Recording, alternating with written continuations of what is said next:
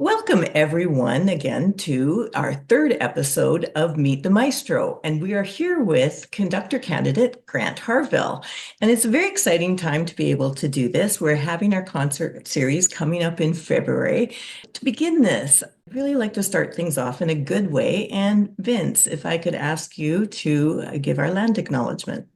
Thanks, Alexis. I would like to acknowledge that we live, work, and make music on the unceded traditional territory of the Syilx Okanagan people. We are grateful to the Syilx people for their wisdom and ongoing stewardship of these lands. Limlimt, thank you. Thank you very much, Vince. And to start off with, we're going to meet our panel briefly and then have a longer introduction from Grant. Trish, would you start us off? My name is Trish Pitcherack, and I have been an OSO board member from 2018 to 2020. I am a contributor to the symphony and a patron, and I'm very grateful that we have an orchestra in the Valley. I live in Naramata, which is an entirely sweet little place. If you haven't been to it, you must come. And as Alexis knows, we have fabulous wineries dotted all over. I'm very pleased to be invited to join this panel, and I look forward to the discussion. We're really happy to have you today, Trish, as well, because it's so important to have our people who have been involved with the OSO, but also our sponsors, donors, and attendees who love the live music of the symphony. And Olivia, if you would introduce yourself, please. My name is Olivia Walsh, and I have lived in the Valley since 2006, and I've been playing cello in the orchestra since 2007. The orchestra is very dear to me. It's one of my greatest joys. It's a wonderful group of musicians and board and community. I am excited for what is to come. I'm originally from Alberta, from Edmonton, and I work and teach and play throughout the Valley. Thank you so much, Olivia. Vince, now I see Vincent in print and Vince, I call you. So what do you prefer we call you today? Vince is fine. I don't mind either, though. And some people even call me Vinny, some of my friends. So, I'm pretty flexible like that. But yeah, my name is Vinny Jones. I've been a fan of the Okanagan Symphony for many years. I've lived in Kelowna for 20 years. I grew up in Northern England, which is why I talk just a little bit funny, if you're picking up on that. More recently, in fact, just a little earlier this fall, I joined the board of directors with the symphony, and I'm really excited about that. Beyond the symphony, I run a successful branding and consulting agency where we work with lots of different art and culture organizations. And I also write about art and culture events for Tourism Kelowna. And I also support a Canadian custom software company as their business development manager. Thank you, Vince. And Tim, we all know you, but can you tell us a little bit about yourself, Tim? My name's Tim Watson. I'm the orchestra personnel and operations manager for the symphony. I've been with the OSO, since 2006. And for 13 years, I was also the stage manager, and now I'm letting other people do the heavy lifting. I enjoy very much what I'm doing. Also a trumpet player, playing with some local organizations, and I teach as well through the Kelowna Community Music School. Thank you, Tim. And I'm Alexis Macmillan. I'm on the board of directors of the Okanagan Symphony Society. I love live music. I am an amateur pianist and play with others well, in personality well, and really looking forward to talking to everyone today. Let's start with a longer introduction from you, Grant. And if you can just tell us a little bit about yourself and your musical history and connection here with being a candidate conductor. Yeah, sure. So I grew up in the States, in Wisconsin, in literally the middle of nowhere. The house I grew up in did not have a town address. They sent our mail to a rural route, and we got it that way. So I don't talk as weird as Vince does, but you might hear some sort of upper Midwestern accent there. I grew up, my parents were sort of avocational musicians. My mom was a voice teacher. My dad was a church choir director, a pianist. And so it was never an expectation that I would pursue music as a career, but I grew up singing, playing piano, playing viola. I eventually started playing tuba very seriously. That's like what I wanted to be when I grew up. The thing I never wanted to do in a million years was become a conductor. That just sort of never occurred to me. But when I was at university, they kind of forced everybody to take half a semester of conducting. And it took me about 20 minutes to realize that that was actually the direction I needed to go. And so ever since then is sort of a pursuit to try and find my way to kind of jump to a different track. And that's what I've done. Most of my career has taken place thus far in the US, but a few years back, I had the good fortune to marry a Canadian, and we've been sort of moving north ever since. We were in Calgary for a while, but we came out to BC in 2020, and this is home now. When the opportunity for this came up, it just sort of immediately jumped into my brain as a really good thing to do. Add to that, really innovative and interesting programming and ideas and things like that, and the opportunity really jumped out to me. You've talked a little bit about your work and your background. I understand that you're a music director for another regional orchestra, and That's right. you also work with orchestral music in Victoria as well. Can you talk a little bit about Yeah. some of what you're doing right now? Yeah, so I'm in the midst of year 8 with the Great Falls Symphony in Montana. Yeah, it's been an adventurous 8 years. In my mind, it has sort of 3 chunks. The first few years where I'm trying to figure things out, the next few years where we're doing whatever COVID tells us to do, and then the next few years where I have a kid and all of a sudden my life has changed in a dramatic way. It's been really exciting. We've done lots of great things. I have a few sort of points of pride. I write a lot of music myself, and so composition is something that interests me. One of the things we started a few years back is the Second Performance Project, which is exactly what it sounds like. Basically, we say, if you've had a piece and you've gotten it premiered, we want to play it the second time. And that's something that resonates with a lot of composers because as hard as it is to get a commission, to get something played for the first time, it is 10 times harder to get it played again. In Canada, I've done work with some small opera companies, both in Winnipeg and actually, speaking of interior BC, up in Prince George. But in Victoria, I've been conducting the Civic Orchestra here for the last year, and we've been having a lot of fun doing that. Excellent. So let's start with questions from our panelists here. And Trish, do you have a question for Grant? Yes, Grant, can you tell me what it is about opera that attracts you or that you find interesting, or how did you develop that interest? Yeah, my first paid gig was doing Gilbert and Sullivan shows, and that's a sort of a controversial topic among some musicians. As a conductor, they're very interesting. You still have all of the challenges of opera, of accompanying, of characterization and things like that. I also, as I said, I've sung from a young age. In fact, in my sort of early career days, I was probably making more money as a singer than as any other activity. And so I'm very interested in voice. I also really like choral orchestral works. And I think what I find particularly fascinating about them is how the music and the text relates. There's just that extra layer of sort of interpretation of why the music is the way it is. I am one of those rare musicians who is not at all sick of Messiah. I love that piece. And I think one of the reasons for that is that it is a very dramatic, a very operatic piece. If you actually dig into it, there is so much about how that text and music relates that's really satisfying to get into. Thank you, Grant. Olivia, what is your question? What are your desert island pieces? If you had 3 pieces you had to take along with you, do you have a favorite era? What's on your playlist? What kind of stuff do you love? My favorite music is the thing that I'm working on right now. When you're studying something, when you're working on something, it kind of takes over your life. So if there might be some part of me in the back of my mind that knows that like Prokofiev's Romeo and Juliet's my actual favorite piece, but it won't be like a reality in the moment. In the moment, what I'm working on is just so dominant. It kind of takes over in that way. In terms of pieces that, a desert island piece is slightly different from a favorite piece because you want something that's going to be really rich, something you can dig into for years and years. And things like operas are like that. A Strauss opera or something like that, something that has tons of meat that you can grab onto. Bach's B minor Mass or something like where you can look at it for years and years and years and never feel like you totally understand it. That would be that kind of thing. In terms of what do I like to put on when I get home, I've always said as a default that, yeah, Prokofiev's Romeo and Juliet is maybe my favorite of all time. When I was about 14, my parents brought me home a recording as a gift. And at that age, I just could not fall asleep unless I was listening to music. So I had this sort of rotation of the very small number of albums that I owned, and that was one of them.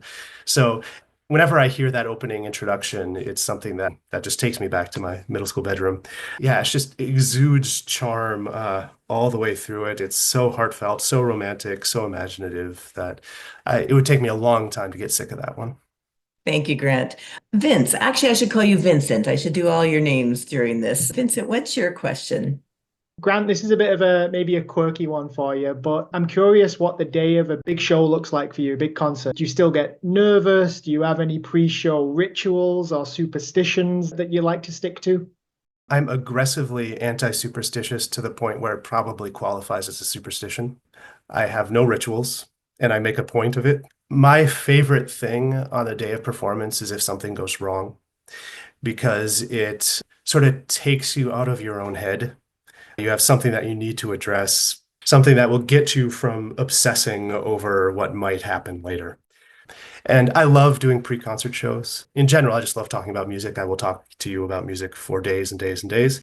It just gives you a way of doing something other than just worrying. Anything that takes me out of that moment is a good pre-performance ritual for me. I love that, is that you want something to go wrong. And Tim, I'm thinking as operations manager, that might not be your motto. Tim, you can make that happen. Yeah. Tim, what's your question for Grant? Grant, just wondering, building community connections. What can the orchestra do? What things can you do to build community connections? By far the most significant effort that we've made in Montana that's really made things happen is we really expanded our educational programs. This is something I'm very proud of. This is something that has gotten a lot of community support. When we started doing our free family show a couple years after I got there, we got about 900 people coming, and that just grew and grew, and now it's over 1,400. And what's great about it is, of course, it's for the kids, and it's a great way to introduce them to what we do in that institution. My favorite part of it in some ways is that it's for the parents. And these are people who are, generally young adults, the kinds of people that don't tend to subscribe to things because they have kids. But they're people who care about their community. They just, are busy a lot of the time. So this is a great way to get people who otherwise wouldn't have the opportunity to come to the symphony. The Okanagan and all of that has great opportunities, I think, for some outdoor stuff. We might want to avoid the hottest times of the summer and things like that. But anything we can do that sort of gives permission to someone who doesn't feel like a regular symphony concert is for them is the sort of most important way to kind of break out of that. And you can do that some with just your straight programming. We opened a season a couple years ago with a concert entirely of video game music. We definitely got a lot of first-time audience comers, and we definitely got a lot of young people coming to that one. Yeah, I think it's creating situations where people who don't think of the symphony as being for themselves will say, that show is for me. I love that. It's a way to literally grow your audience and get people at a young age loving symphonic music. With our orchestra, we're programming in all sorts of different interesting things. So speaking of that, the Rachmaninoff and Glazunov concert that Grant will be conducting is Friday, February 7th in Kelowna, Saturday, February 8th in Penticton, and Sunday, February 9th in Vernon.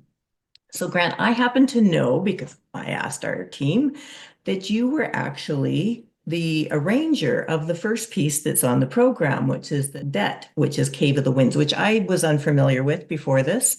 And so could you talk about what excites you about this program in general, and then the pieces that are part of it?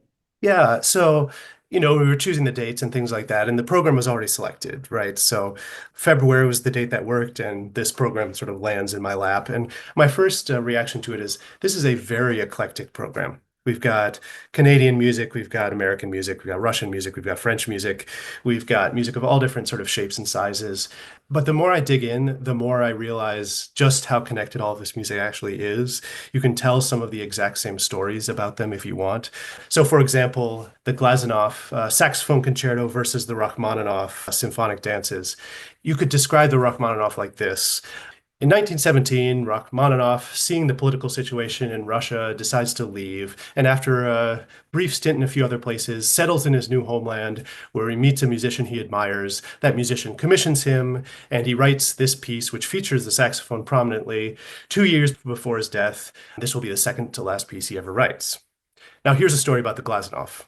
In 1928, Glazunov sees the political situation in Russia and realizes that he needs to leave. So after a few stints in a few other places, he settles in his adopted country, meets a musician that he admires, and is commissioned by that musician to write a piece which features the saxophone prominently. This is going to be written 2 years before he dies and is the second to last piece he ever writes. Now, does that matter? I don't know. It's a weird coincidence of sorts. And the pieces are different, of course, in substantial ways, but just even those two pieces, which on the surface are so different from each other. We've got a saxophone concerto written in Paris. We've got a kind of symphonic, meaty work written in Philadelphia, but they still have the same kind of underlying story behind them. And there's a lot of that with the other pieces on the program, too. The Debussy, the Nathaniel Dett, and the Scott Joplin Rags, these are all originally piano pieces that have been arranged for orchestra by various people. And they're also all what you might call sort of young pieces.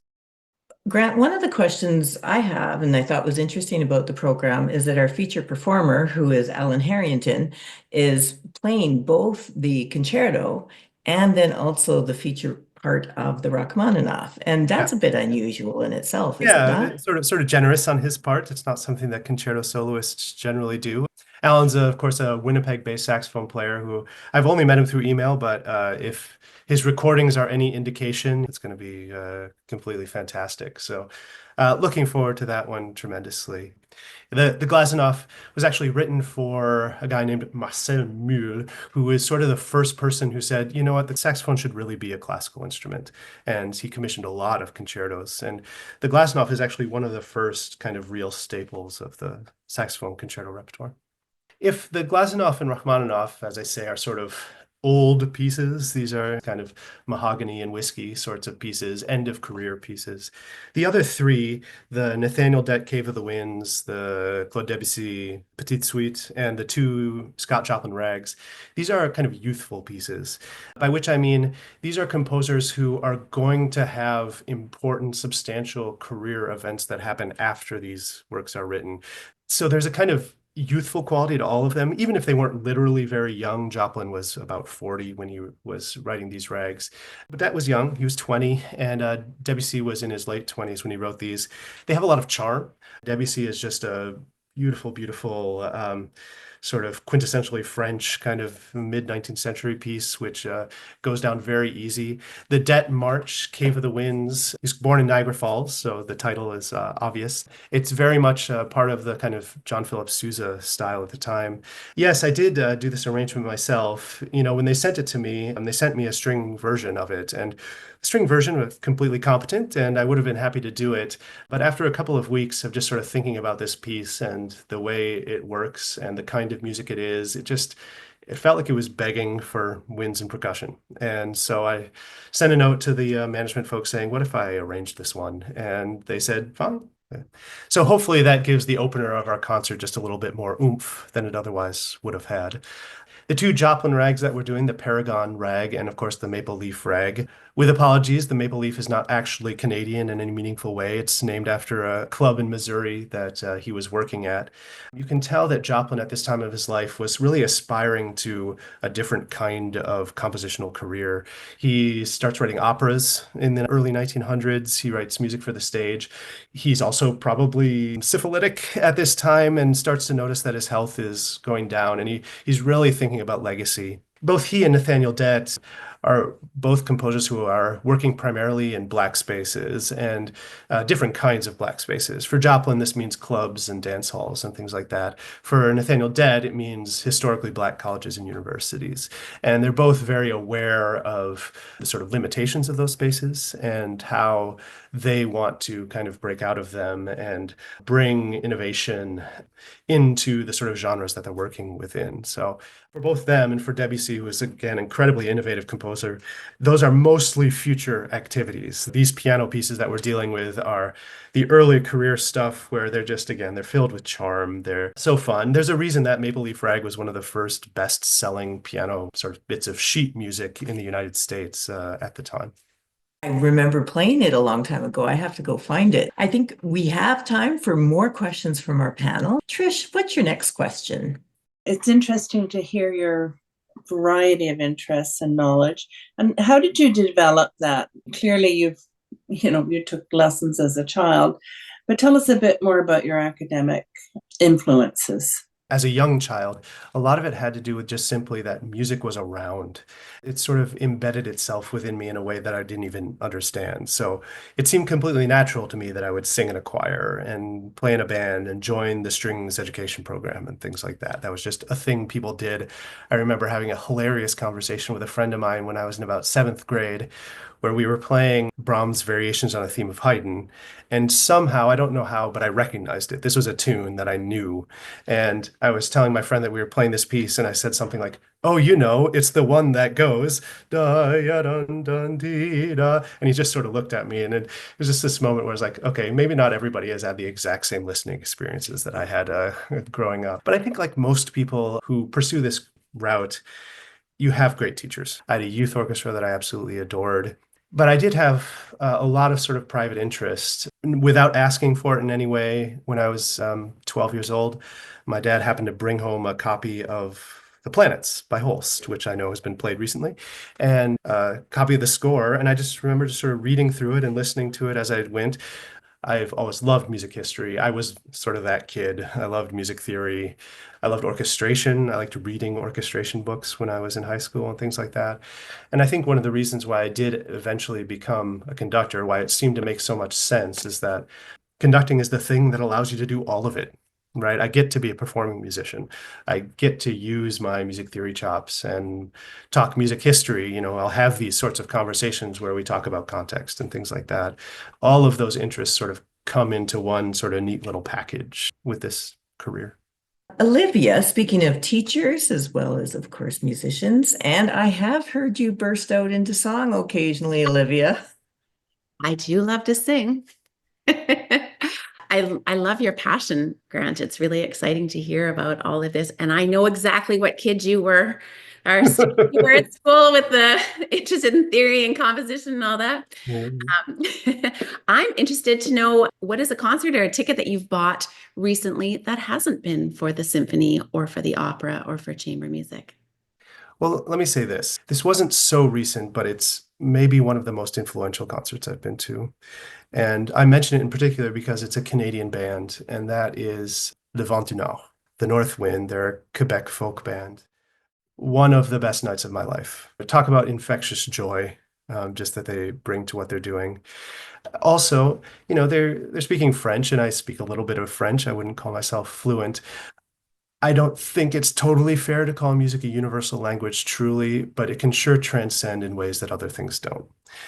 It did convince me that I needed to share a stage with them, and I did eventually a few years later, and that remains again one of the highlights of my musical life. Vinny. See, I've done all three. You got them all Next in. Nice question. job. Grant, your passion for music it's clearly obvious. I'm curious, if music wasn't an option for you as a career, what do you think you'd be doing now? What other things do you find interesting out there in the world? Yeah, so my favorite sort of study subject, I don't know what job this would be exactly, out of music is linguistics. I love the way languages work. I love this fact that, we have 6,000 languages on the planet. The fundamentals underneath them are all essentially identical, yet the way they manifest are sort of completely incomprehensible, to each other, so different from each other. And the way that these sort of sets of principles can yield all of these different kinds of variations is really fascinating. If I'm not talking your ear off about music, I'm probably talking your ear off about languages. I very much grew up in video game world. I played them as a kid, and I play them to this day. And there is a part of me that wonders, if I hadn't been practicing all the time, if I might have been playing video games instead. And maybe that's one direction that my career would have taken. The technology of that is incredibly fascinating. It's such a new medium that the innovation is just wild that's happening in that, and so creative. Video game music is absolutely fascinating. I consider it one of the great innovations, like on par with things like notation and recording, the relationship between the audience and the composer is unlike any other because the audience, by virtue of the way they play the game, literally changes the music as it goes. Tim, what is your next question? The Okanagan Symphony isn't a large orchestra. Will never be as large as the Toronto Symphony. Kamloops, I believe, did Mahler 5 with a reduced instrumentation. And we did the Planets was a reduced instrumentation. What are your thoughts on bringing some of these larger works to this market? And I actually see this as actually a kind of significant opportunity, especially when we're talking about bringing sort of diverse works. One of the challenges to getting sort of underrepresented demographics on our programs is that historically speaking, for musicians who weren't white men, the opportunities they had tend to be limited to sort of smaller spaces, right? So they tended to focus a lot on chamber music and piano music and things like that, which means that they're actually pretty difficult to get to an orchestral audience. And I actually think arranging is a great tool for that. And the Det piece, The Cave of the Winds, is a perfect example of that. That's a piano piece, right? Which, given that Det wrote almost nothing for orchestra, the only way it's going to get in front of an orchestra is through arrangements. So I actually think arranging is sort of an underutilized tool. I always feel like great arrangements are great arrangements. An arrangement is an opportunity to bring repertoire to audiences that we wouldn't otherwise have. Grant, now that you're living in Canada, what kind of adjustments do you have to make or have made or anticipate making if you are to be operating your career more focused in Canada? So I've mentioned that it's my 8th year in Montana. This is my last year in Montana. That's already been decided. My final concert with them, speaking of Mahler, will be Mahler's Second Symphony at the end of this season. It was just a decision made with my family. We decided pretty quickly after we came out in 2020 that BC is going to be our place. And so all of the family focus, all of the career focus has been dedicated to making that happen. I'm not applying to this position by accident. How do you see the orchestra also evolving, programming evolving as we continue to look to include more populations, more demographics, all of that in this ever-changing world that we are in? Meeting people where they are is very important. And I think the most important thing practically is that we want to have great subscription sales. That's always good. At the same time, we really want to be thinking of our concerts as events, as separate events, something that somebody will come to as a one-off kind of thing. And again, you can do that with repertoire, you can do that with guest artists, you can do that with certain community relations and connections. Really getting to know the other institutions in town that have their own audiences to bring in is really important. I think it's, understanding what really does connect locally. That's really important. As Tim said, we're not Toronto and we're not Montreal, and why should we be? We have to care about serving the Valley. We've touched on some of the other type of music that you enjoy. I want to be clear before I ask this question. I do not have any free tickets to give away.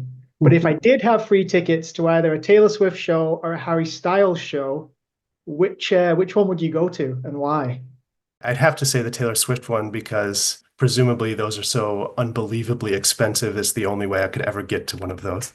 I think just to see the phenomenon of Taylor Swift. I mean, we're talking about one of the most sort of influential cultural icons of the day. What can the orchestra do in terms of the development of young musicians in the communities and community musicians themselves? Yeah, I mean, of course, we have an affiliated youth orchestra, and I know that many of the players also have their sort of teaching gigs and things like that. If we're talking about especially young people, if you're putting on a concert, say a kid's concert, by far the most important thing to happen is that they have to have a good time. And what I want when they leave that hall is to remember the orchestra, to remember the concert hall as being a space that's for them and a space that they enjoy themselves. In terms of the more sort of direct educational part, in terms of performance, there is nothing better than getting an instrument in somebody's hand. You are learning to listen as you learn to play. Any context that has them instrument in hand, I think, is the most important, because even if they are just an audience member, they'll connect to that music in a way that they didn't otherwise. And really, that's true for all ages of audiences, is that how we make them feel as an organization, whether we're volunteers or staff, musicians, our whole collection of our team, that's really what brings people back. Right. And And with that, so my final question to you is, what do you want the people of the Okanagan to know about you, about the excitement of orchestra?